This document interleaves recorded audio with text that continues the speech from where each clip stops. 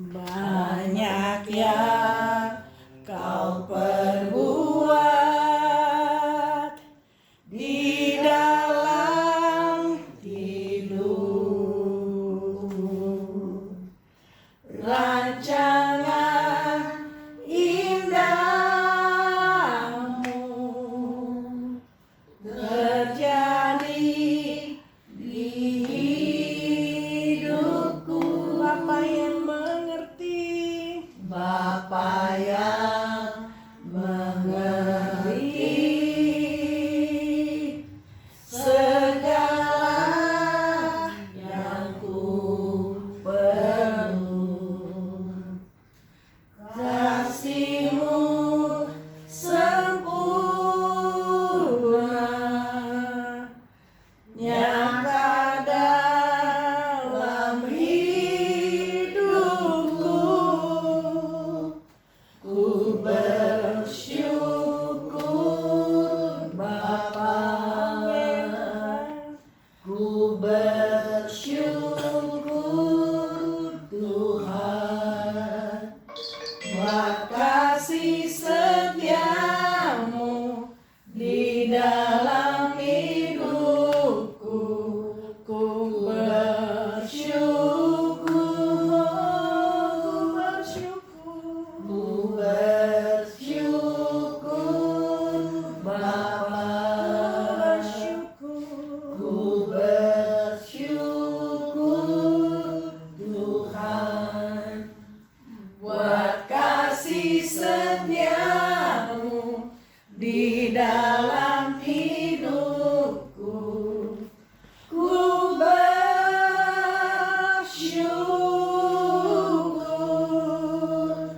Tuhan. Sekali lagi ku bersyukur. Ku bersyukur Bapa. Amin. Ku bersyukur Tuhan. Ku bersyukur Tuhan, buat kasih setiamu di dalam hidupku. Ku bersyukur, ku bersyukur Bapa, ku bersyukur Tuhan, buat kasih setiamu di dalam hidupku. Ku bersyukur, ku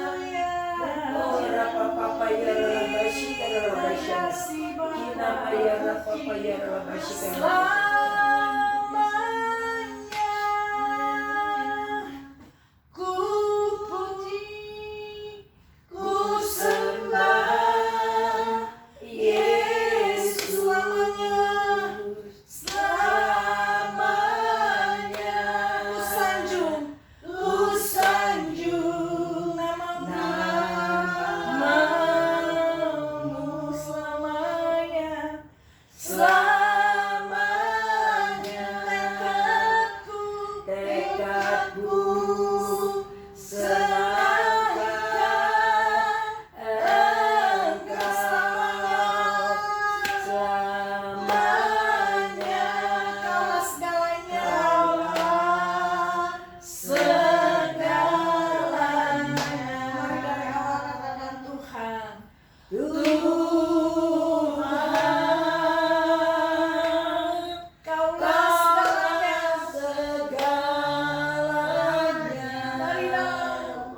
hatiku. Dari lubuk hatiku Mau berkata, mau berkata, Yesus, Yesus, Kaulah segalanya. Kaulah segalanya. Tiada yang dapat menandingi. Tiada yang dapat melebihi Engkau. Mari katakan selamanya. Selamanya. Ku puji, ku sembah. Ku puji, ku sembah Yesus Selamanya. selamanya. Ku sanjung. Ku sanjung namamu Selamanya. selamanya. Tekadku senangkan Engkau. Tekadku senang Engkau selamanya. Kaulah segala Selamanya. selamanya. Puji Tuhan. Ku puji, Ku sembah. ku sembah Yesus Selamanya. selamanya. Ku sanjung. Ku sanjung Namamu. namamu selamanya. Tekadku Tuhan. Tekadku senang Engkau selamanya. Kaulah segalanya. Kaulah segalanya. Kaulah segalanya.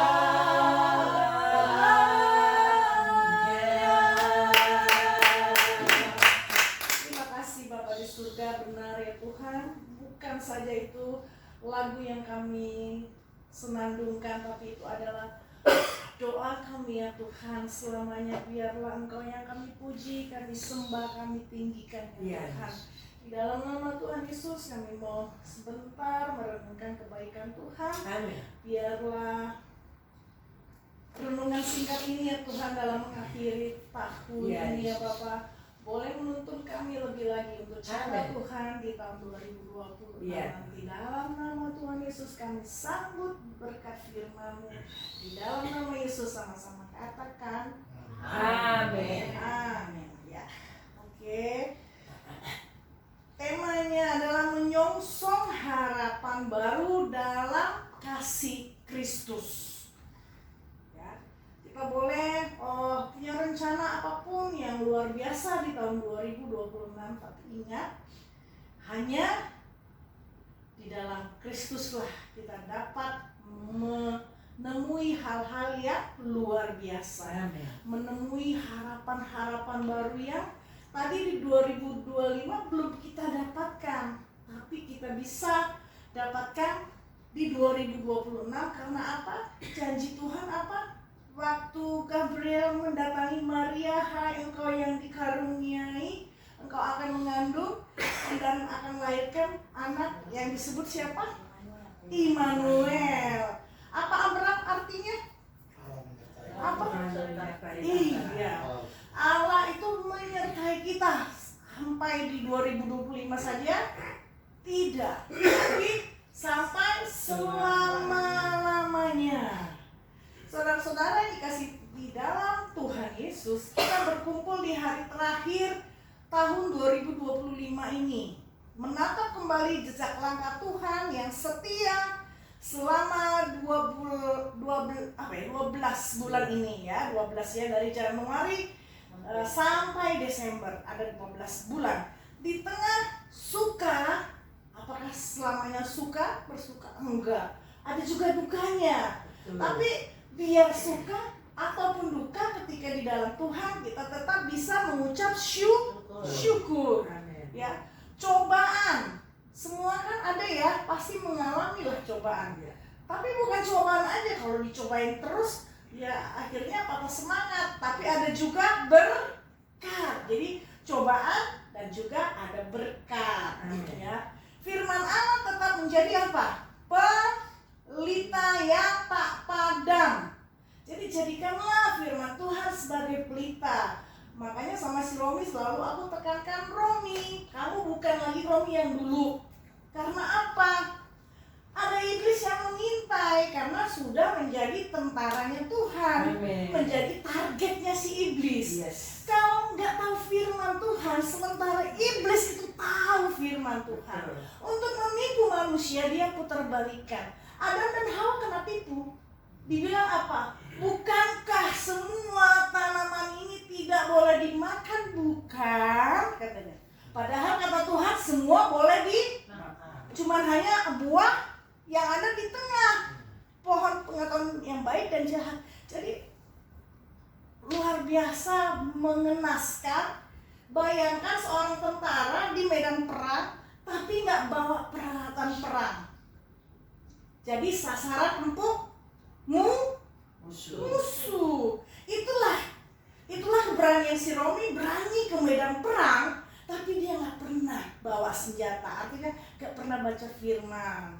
Makanya kena tembak kemarin kan, di tanggal berapa Rom ditembak? Tanggal 22 November. Bahkan sudah mau dibawa di tanggal 26. Dia harus disuruh masuk ICU dan harus dipasang apa itu untuk bantuan mesin apa? Ventilator. Dan disuruh dibius satu harian. Tapi dengan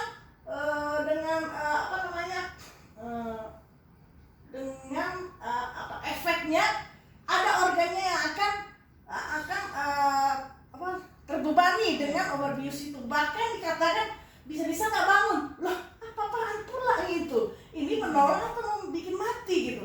Jadi ya itu, ya Tuhan kasih hikmatnya gini, karena kan kita kan nggak mungkin kan, aku bilang. Tapi kata Tuhan di hatiku, si Romi sembuh. Aku dibilang gila nanti sama dokternya.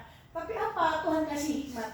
Iya dok, sebentar ya. Ini saya memang kakaknya, tapi masih ada kakak yang tertua yang lebih bertanggung jawab bagi kami. Nanti saya tanya gitu. Nah, akhirnya itulah. Jadi dikasih waktu sampai jam 7 pagi esok harinya. Tapi apa yang terjadi? Romaunya nggak berani ambil si Romi. Karena apa? Tuhan sudah bicara, aku akan sembuhkan si Romi. Tapi ada bagian aku untuk menolong. Pernah baca nggak? 4 orang yang membawa orang yang lumpuh, orang yang sakit. Karena nggak bisa masuk, akhirnya apa yang dilakukan? Lewat atas. Jadi ada loh bagian orang-orang yang menolong. Jadi kalau si pesakit itu udah nggak bisa, kita yang menolong untuk memperjumpakan yang sakit itu dengan Tuhan. Apa yang terjadi ketika itu dilakukan? Tuhan bilang karena iman yang membawa. Iman yang membawa, maka sembuhlah engkau, bangunlah, angkatlah tilangmu. Jadi Tuhan perhitungkan imannya siapa? Iman yang membawa. Nah, seperti itu. Jadi jangan main-main ya Rom. Jangan dikira pelayanan itu cuman ini, enggak. Jadi intayan iblis. Makanya baca firman Tuhan pagi 1 ayat, malam 1 ayat. Tetap berdoa, minta perlindungan Tuhan. Karena kau jadi target sekarang. Seperti itu. Kenapa aku harus kasih tahu? Karena aku sudah melewatinya. Aku juga habis dibrandel sama si iblis, tapi bangkit lagi. Begitu ya Rom ya. Jadi Mazmur 119 ayat 105, coba baca. Abram, tante minta baca. Apa sih isinya? Bisa nggak kita berjalan di tahun 2026 ini tanpa baca firman? Mazmur 119 ayat 105. Jangan bangun tidur langsung megang handphone. Coba Abraham, apa di situ ditulis? Firman-Mu itu pelita bagi kakiku dan terang bagi jalanku. Nah, kalau nggak baca firman berarti berjalan dalam kegelapan. Ya udah, enak iblisnya. Wah, pasang perangkap kan dia buta, nggak bisa lihat. Nah, gitu ya. Oke ya. Mari kita membuka hati, merenungkan apa yang Tuhan telah lakukan dan menatap tahun yang akan datang dengan harapan yang teguh. Teguh di dalam siapa? Di dalam Tuhan Yesus. Yang pertama, bagaimana caranya? Tuhan menjaga setiap langkah. Ada di Mazmur 121 ayat yang ketiga. Kita baca bersama-sama. Mazmur 121 ayat ketiga. Sabar ya. Aku belum dapat sabar. Mazmur 121 ayat yang ketiga. Sudah dapat semua? Romi udah dapat? Oke, kita baca ya. 3, 2, 1. Dia akan membiarkan kami berjalan. Nah, itu dia. Itu janji Tuhan. Kalau kita andalkan Tuhan, jangan jalan sendiri. Jangan jalan dengan tidak pakai pelita. Karena katanya Tuhan yang akan menjaga, tidak akan membiarkan kakimu goyah. Penjagamu dikatakan tidak akan iya. Kalau baca nanti di kisah Elia melawan 850 nabi-nabi palsu, ya, mereka mengadakan percobaan, sama-sama memotong lembu, sama-sama disiram air.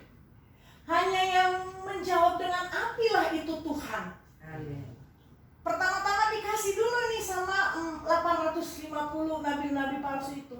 Mereka pertama-tama teriak-teriak, manggil-manggil, akhirnya joget-joget. Enggak juga, sampai sore akhirnya mereka frustasi. Dicatah tangannya kayak itu. Dilukain. Terus dibilang sama si Elia, coba panggil, mungkin dia lagi tidur, coba atau lagi pergi, coba bersuara dengan kuat. Diledek seperti itu karena memang bukan Tuhan. Nggak bisa. Siapa yang bisa menolong? Hanya Tuhan Yesus. Waktu Elia yang tampil ke depan dengan melakukan yang sama, dia berkata, demi nama-Mu ya Tuhan, biarlah nyatakan kuasa-Mu, dan biarlah orang-orang yang hadir melihat bertobat. Jadi bukan untuk dia pamer, dia hebat, enggak. Tapi dia memamerkan Tuhan yang disembahnya itu Allah yang dahsyat. Amin. Sehingga orang-orang yang melihat, wah, padahal sudah dituang air loh, 12 namanya kendi, kalau sekarang ember. Pasti logikanya namanya sudah kayunya basah, binatang lembunya basah, ya nggak bisa dong, mana bisa api hidup. Tapi Tuhan kita bukan Tuhan yang mati. Iya, jangankan membuat api, membuat seluruh alam jagat rayanya aja dia bisa. Jadi kalau dibilang, kenapa Tuhan mau jadi manusia? Suka-suka Tuhan lah, dia kan maha kuasa. Iya. Gitu ya. Iya, karena harus jadi manusia supaya bisa berbicara. Nah, sekarang kan Tuhannya sudah dari surga, ada Roh Kudus. Roh Kudusnya lewat mulutku yang mengatakan seperti itu. Jadi artinya Tuhan selalu memberitahukan apa yang harus kita lakukan. Amin. Seperti kemarin kita baca Yeremia 33 ayat 3. Pak Abraham masih ingat nggak Yeremia 33 ayat 3? Berapa hari yang lalu? Sudah 2 hari ya, tante dibiarin tidur. Biarin tante tidur biar kau sedua. Ayo coba. Yeremia 3. Serulah kepadaku, maka aku akan menjawab engkau dan akan yang tidak terpahami, yakni hal-hal yang tidak kau ketahui. Nah, banyak kan yang kita tidak pahami. Kita mau baca. Banyak perkara yang tak dapat ku mengerti. Menapakah harus terjadi di dalam kehidupan ini? Satu perkara yang ku simpan dalam hati, tiada sesuatu kan terjadi tanpa Allah peduli. Nyanyi rame-rame.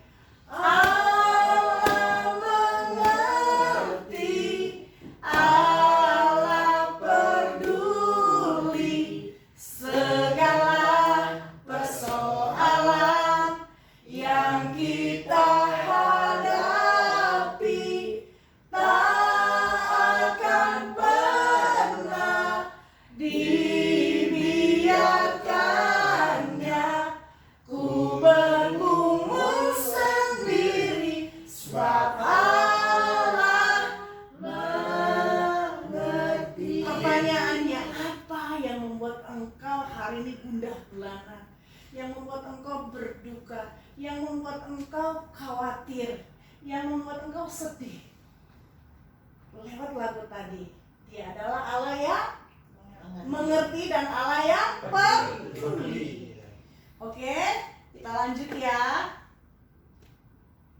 Setiap hari Ia tidak akan membiarkan kakimu terantuk, Ia yang menjaga engkau tidak akan terlelap. Setiap hari dalam tahun ini Tuhan selalu hadir menegakkan kaki kita saat hampir tergelincir, menegakkan terus memberikan kesembuhan, memulihkan hubungan atau keberhasilan yang tak terduga. Semua adalah bukti kasih setianya.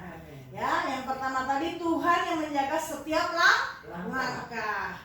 Yang kedua, kesempatan baru di tahun baru, terambil di Efesus 4 ayat 22 sampai 24. Efesus, dia di perjanjian baru.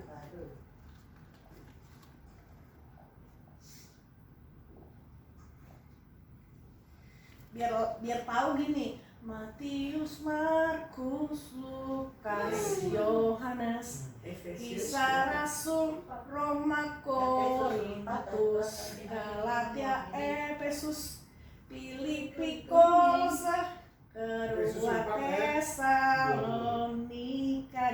Jadi tahu dinyanyikan, jadi hafal. Efesus 4 ayat 22 sampai ke 24. Efesus 4 ayat 22 sampai. Oke, sudah? Kita baca sama-sama saja ya. 3, 2, 1. Yaitu bahwa kamu berhubung dengan kehidupan kamu yang dahulu, harus meninggalkan manusia lama yang memenuhi kebinasaannya oleh namanya dan disesatkan, supaya kamu dibaharui oleh Roh dan kebenaran, dan mengenakan manusia baru yang dalam penciptaan menurut segala idalah kebenaran dan kekudusan yang sesungguhnya. Karena udah. Sampai situ aja. Yang kedua apa? Kesempatan baru di tahun yang baru, tapi harus kita lakukan seperti yang Efesus. Efesus itu adalah sebuah kota di mana Rasul Paulus datang menginjili dan melihat keberadaan orang-orang di Efesus itu, maka dinasehatilah seperti ini. Bagaimana menjadi manusia baru? Nggak bisa dong.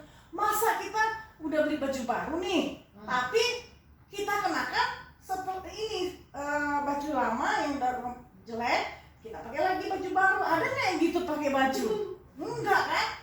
Yang lama pakai yang baru. Jadi gitu juga yang dimaksud Paulus. Apa dikatakan di sini? Yaitu bahwa kamu berhubung dengan kehidupan kamu yang dahulu. dosa. Bukan saja dosa pribadi, tapi dosa warisan dari siapa? Adam dan Hawa itu. Ya, disuruh ini harus menanggalkan manusia lama yang menemui kebinasaannya oleh nafsunya yang menyesatkan. 23. Supaya kamu dibaharui di dalam roh dan pikiranmu. Bagaimana caranya? Supaya roh kita, pikiran kita dibaharui, baca firman Tuhan. Gimana lagu di sekolah minggu? Baca kitab suci, doa tiap hari, doa tiap hari, doa tiap hari. Baca kitab suci, doa tiap hari. Kalau mau tumbuh, kalau nggak mau tumbuh ya jangan baca.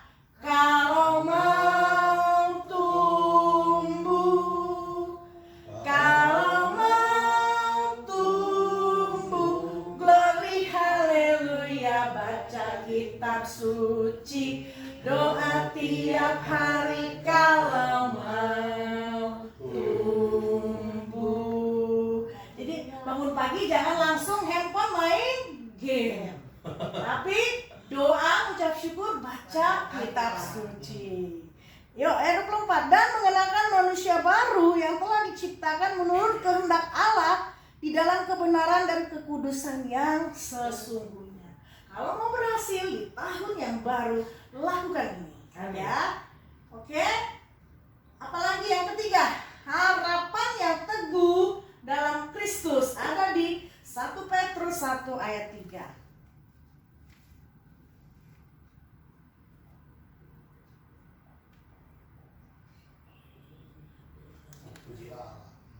1 Petrus 1 ayat 3. udah dapat kan? Nah, Udah dapat Abram? Udah. Kita baca bersama-sama. nah. Ya, sudah ya? Udah. 3, 2, 1. Terpujilah Allah dan Bapa Tuhan kita Yesus Kristus yang karena rahmat-Nya yang besar telah melahirkan kita kembali oleh kebangkitan siapa? Yesus Kristus dari antara orang mati kepada suatu hidup yang penuh pengharapan. Jadi kalau ditanya, Abram, kok Tuhannya kalian ada 3? Ada Tuhan Allah Bapa, ada Tuhan Roh Kudus, ada Tuhan Yesus. Nah, di sini jawabannya apa? Di jawabannya di sini, terpujilah Allah dan Bapa Tuhan kita Yesus Kristus. Ya. Jadi namanya Yesus Kristus. Jadi dia ada di surga, tapi dia harus lahir ke bumi ini menjadi Yesus. Tapi dia juga, ya, perannya di surga menjadi Bapa, waktu lahir menjadi anak untuk tugasnya apa? Menebus dosa. Setelah itu digantikan siapa? Setelah dia naik ke surga yang menggantikan siapa? Roh Kudus. Kenapa sih harus digantikan? Supaya lebih besar lagi kekuasaannya. Kalau cuma manusia kan terbatas. Jadi tetap Bapa, Yesus dan Roh Kudus itu sama. Cuman di bumi kita mengenalnya dengan nama Yesus. Udah paham kan, Abram? Ya, paham aja. Kelahiran kembali memberi kita harapan yang hidup, bukan harapan yang bersifat duniawi semata. Harapan itu berakar pada apa? Kebangkitan Yesus. Kelahiran Yesus sudah dahsyat. Kematian Yesus dahsyat. Tapi kalau berhenti hanya lahir dan mati, sia-sialah iman kita. Yang luar biasa, dia tidak hanya lahir dan mati, tapi dia bangkit. Kuasa kebangkitan. Sehingga kita tidak lagi takut kepada kematian. Jadi jangan takut ya. Kalau Tuhan sudah mau menjemput, kita harus berkata seperti Paulus. Dia bilang sama Romawi, sama iblis, "Hai maut, di mana sengatmu?" Yuk, ada di mana sih itu? Tanya dulu si Mbah Google. Itu karena sudah luar biasa pengenalannya Paulus akan Tuhan. Jadi dia tantang itu maut. Jadi jangan takut-takut lagi ya kalau kita mau pulang. Kan nggak selamanya kita di bumi. Ini cuma perjalanan musafir, perjalanan saja. Tapi perjalanan yang ada fungsinya untuk memasyurkan nama Tuhan Yesus. Supaya apa? Lebih banyak lagi yang kenal Tuhan. Ya, sabar. 1 Korintus 15. Oke, kita buka 1 Korintus 15. Ayat 55, bacakan dengan kencang Kak Maria. Ini HP lagi lemot. Oh, lemot. 1 Korintus 15. Ya. 1 Korintus 15 ayat 1. Dan sekarang saudara-saudara, Ayat 55 lah. Ayat apa? 1 Korintus 15, ayat 55. Abraham, mana sih Abraham? Ayat 55. Hai maut, di manakah kemenanganmu? Hai maut, di manakah kemenanganmu? Hai maut, di manakah senangmu? Nah, itu kan luar biasa ini. Kebangkitan tubuh. Ini yang menulis Paulus. Rasul Paulus itu banyak sekali menulis untuk jemaat di kota seperti Korintus, Efesus. Dia menulisnya di mana? Tahu nggak? Paulus di mana waktu itu? Penjara. Iya. Lah kita di penjara, kita yang didatangin. Kalau Paulus, dia yang menguatkan orang yang di luar. Kalau dunia yang di penjara dikuatkan oleh yang di luar. Hebat ya.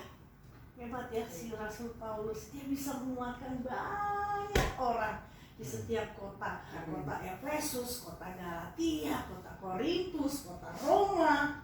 Dia menulisnya dari penjara. Penjaranya apa? Penjara yang sekarang? Enggak, penjaranya di Pasu, di tempat yang gelap. Tapi tidak terkalahkan imannya. Sampai dia bilang gini, nanti baca ya, kebangkitan tubuh ini luar biasa. Aku mau baca dari ini aja. Nah, ayat 51, sesungguhnya aku menyatakan kepadamu suatu rahasia, kita tidak akan mati semuanya, tetapi kita semuanya akan diubah. Ini orang-orang yang mendapatkan kasih karunia yang namanya rapture. Rapture itu apa sih? Terbang ketika Tuhan Yesus datang kedua kali. Loh, kok datang kedua kali, Bram? Apa yang pertama? Kapan datangnya? Tahu nggak, Bram? Yang pertama? Kelahiran. Hah? Kelahiran. Ih, pinter si Romi. Iya, betul Romi. Si Romi dapat 100. Iya. Tapi nggak semua mendapatkan anugerah gitu. Banyak juga yang melewati 2 kali 1. Apa sih 2 kali 1? Meninggal. Rip. Rest in peace. Kenapa rest in peace? Karena beristirahat dalam damai. Sampai Tuhan Yesus datang kali kedua. Waktu Tuhan Yesus datang kali kedua, yang duluan dibangkitkan, yang orang mati. Baru kita yang hidup, yang tetap imannya kepada Tuhan. Ya. Dalam sekejap mata pada waktu bunyi nafiri yang terakhir. Jadi nanti waktu kedatangan Tuhan akan bunyi trompetnya malaikat. Tatat. Itu nggak semua dengar. Kalau kita nonton di TV, kok pesawatnya hilang pilotnya? Kok di sekolah gurunya hilang? Kok sopirnya yang bawa bis hilang? Lah kita nonton berarti kita ketinggalan. Jadi jangan mau nonton ya. Kalau kita ketinggalan, kita mengalami 7 tahun masa antikris itu. Ya, oke. Sebab nafiri akan berbunyi dan orang-orang mati akan dibangkitkan dalam keadaan yang tidak dapat binasa, dan kita semua akan diubah. Karena yang dapat binasa ini harus mengenakan yang tidak dapat binasa, dan yang dapat mati ini harus mengenakan yang tidak dapat mati. Jadi kita nggak bisa dalam keadaan jasmani ketemu dengan Tuhan Yesus di surga. Kalau nggak lewat kematian, kita diubah dalam bentuk tubuh kemuliaan yang menyambut Tuhan di awan-awan permai. Ya, terus 54, dan sesudah yang dapat binasa ini mengenakan yang tidak dapat binasa, dan yang mengenakan tidak, dan yang dapat mati ini mengenakan yang tidak dapat mati, maka akan genaplah firman Tuhan yang tertulis. Sama-sama. Maut telah ditelan dalam kemenangan. Hai maut, di manakah kemenanganmu? Hai maut, di manakah sengatmu? Nah, jadi jangan takut lagi ya. Karena justru baik lewat kematian ataupun nanti rapture, itu adalah jalan satu-satunya untuk kembali ke surga. Apa mau di bumi aja? Ya, oke, lanjut ya. Jadi jangan ada yang bersedih ya ketika kembali, bersukacitalah. Yang penting yang jemputnya harus Tuhan Yesus atau malaikatnya gitu. Jadi doakan, kita kasih semangat. Kayak dulu sama mama juga aku bilang gitu, Ma, kalau yang jemput Tuhan Yesus atau malaikatnya ikut, Ma, gitu. Ya, itu dia ngaku-ngaku. Jadi sekarang percaya mama kita, opumu ya sudah di surga. Dia lihat kita sekarang lagi doa tutup tahun. Lanjut ya. Oke. Nah, kelahiran kembali memberi kita harapan yang hidup, bukan harapan yang bersifat duniawi semata. Harapan itu berakar tadi pada kebangkitan Yesus yang menjamin masa depan yang penuh kemenangan. Ada lagunya loh. Lebih dari pemenang dalam segala perkara, iblis telah dikalahkan oleh kuasa darahnya. Jika Allah di pihak kita, siapa dapat melawan? Kita lebih dari pemenang. Haleluya. Gibarkanlah panjinya, Yesus Raja segala raja. Haleluya. Katakan diri kanan. Bangkitlah gerejanya, kita lebih dari pemenang. Kenapa kita disebut gereja? Kita adalah gereja yang hidup. Kalau gereja itu gereja yang mati, yang gedungnya saja. Kalau tanpa ada orangnya, apakah disebut gereja? Enggak. Jadi yang paling penting kita ini gereja harus bangkit. Doa penutupnya seperti ini. Saudara-saudara, ketika jam menandai akhir tahun, marilah kita bersyukur atas kasih setianya, di mana kita mengakui kelemahan kita, menyerahkan tahun yang akan datang ke dalam tangan Tuhan. Biarlah hidup kita menjadi saksi kasih Kristus, sehingga setiap langkah menjadi pujian bagi nama Yesus. Amin. Kita tundukkan kepala. Ya Allah yang setia, terima kasih atas setiap napas, tiap berkat, dan tiap pelajaran di tahun yang telah berlalu. Amin. Kami menyerahkan tahun baru ini ke dalam tangan-Mu ya Tuhan. Memohon Roh Kudus-Mu menguatkan kami untuk hidup sesuai kehendak-Mu. Kiranya kasih-Mu mengalir dalam setiap tindakan kami, dan harapan kami tetap tertuju pada Kristus yang memberi hidup. Dalam nama Yesus Kristus kami berdoa. Sama-sama kita menaikkan doa Bapa kami. Bapa kami yang di surga, kuduslah namamu, datanglah kerajaanmu, biarlah di bumi seperti di surga. Berilah kami pada hari ini makanan kami yang secukupnya, dan berilah kami kesalahan kami juga, seperti kami mengampuni kesalahan pada kami. Dan janganlah membawa kami ke dalam pencobaan, tapi lepaskanlah kami dari yang jahat. Karena Engkaulah yang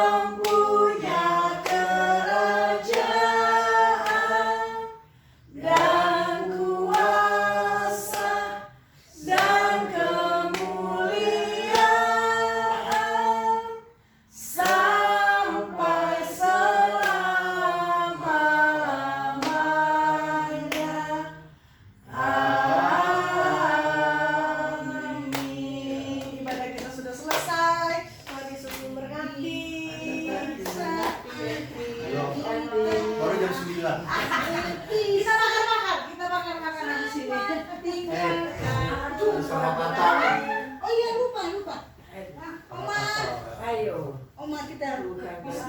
Ampun ya aku ada salah ya Oma. Oh ibu janda, Belum tahun baru ini belum. besok. Iya belum. Haleluya. Nah ini papanya baru kenal. Ini masih tahun 2025 belum. Iya. Tahun baru. Ya jam 12 teh baru.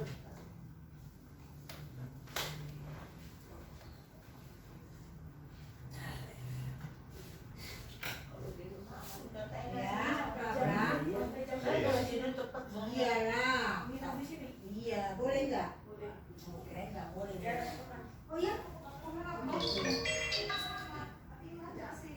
Kipas aja dihidupin. Tadi gimana cara ngidupin?